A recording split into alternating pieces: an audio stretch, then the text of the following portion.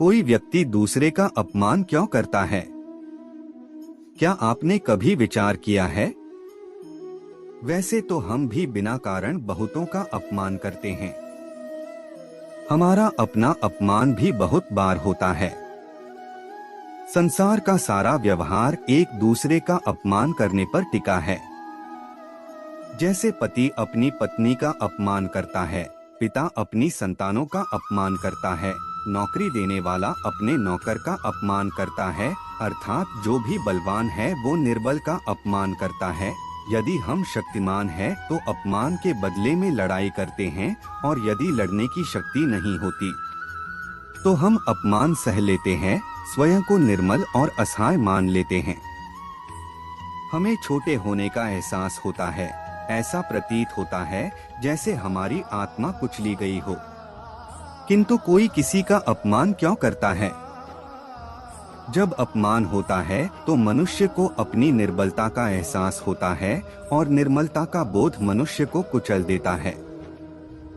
वह अधिक से अधिक निर्मल बन जाता है, अत्याचार सहने की आदत सी पड़ जाती है। आत्मविश्वास का नाश हो जाता है, और जब आत्मविश्वास नहीं होता तो मनुष्य शराब और जुआ जैसे व्यसनों में सुख ढूंढता है, मन से रोगी बन जाता है। आखिर किसी भी मनुष्य की ऐसी दुर्गति कोई क्यों करता है?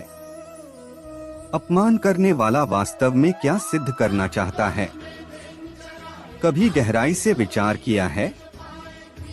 वास्तव में हम किसी का अपमान करते हैं उसकी निर्मलता सिद्ध करने के लिए, ये बताने के लिए कि हम अधिक शक्तिमान, अर्थात वास्तव में अपमान करने वाला स्वयं अपने आप को शक्तिमान या बलवान सिद्ध करने का प्रयास कर रहा है। अपमान करने वाला हकीकत में अपनी शक्ति से आश्वस्त नहीं है। उसे अपनी शक्ति पर भरोसा नहीं है। दूसरों को चुनौती देकर वो अपनी शक्ति पर विश्वास प्राप्त करने की कोशिश करता है। क्या यह सच नहीं है?